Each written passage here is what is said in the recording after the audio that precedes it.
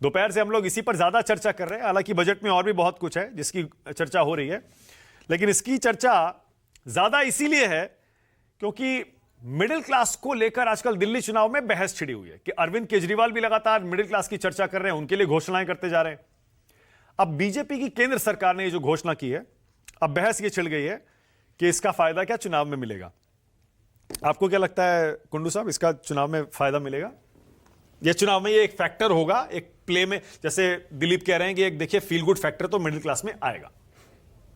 और दिल्ली सबसे बड़ा मेट्रोपॉलिटन, सबसे बड़ा नहीं पर एक बड़ा मेट्रोपॉलिटन शहर है, अच्छी खासी मिडिल क्लास यहां पर है।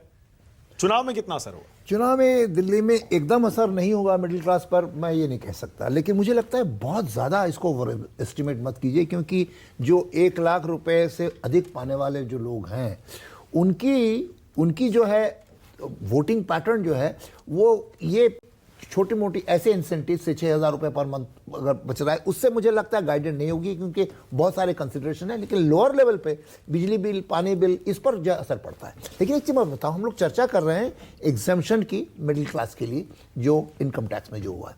उसके अलावा एक और मेजर फायदा हुआ है। आप देखिए, हाउसिंग फॉर ऑल ये अनाउंस किया गया था, वो 5 साल पहले कहा गया कि 2022 तक जो है हाउसिंग फॉर ऑल हो जाएगा।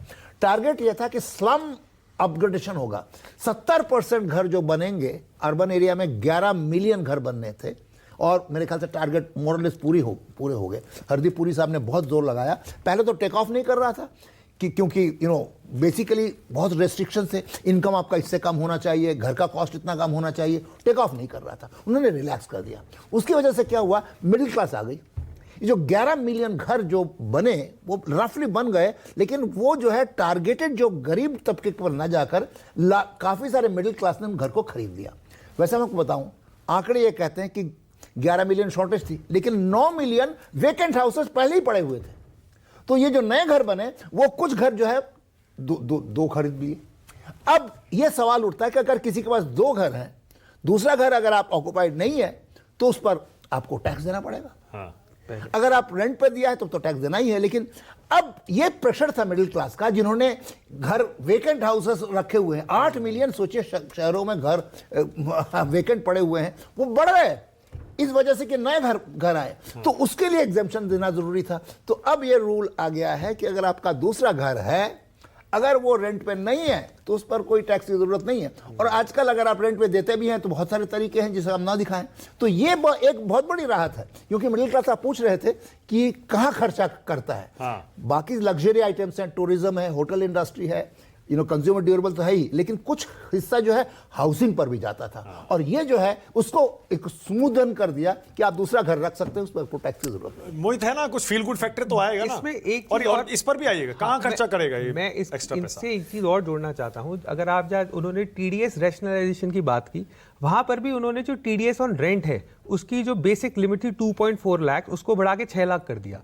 तो अगर आप रेंट पे घर लेते हैं तो उस पे भी टीडीएस जो पहले 2-2.5 लाख रुपए से शुरू होता था तकरीबन 2.4, उसको बढ़ा के 6 लाख, तो 50,000 रुपए का रेंट पे कोई टीडीएस नहीं कटेगा।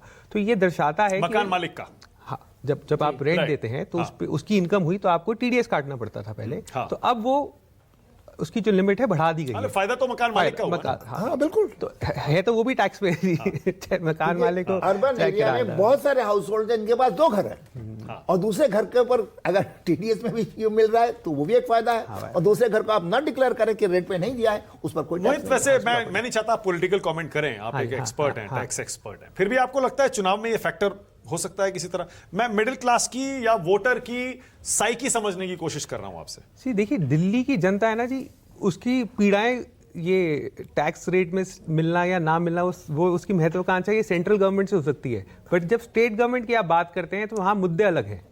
आप पोल्यूशन को एक मुद्दा मान सकते हैं, या सफाई को एक मुद्दा मान सकते हैं, या इंफ्रास्ट्रक्चर को एक मुद्दा मान सकते हैं। नहीं, लेकिन बीजेपी इसको डबल इंजन सरकार की तरह पेश करती है ना। जब भी चुनाव लड़ती है वो कहती है भाई सेंटर में भी हम और स्टेट में भी हम आएंगे,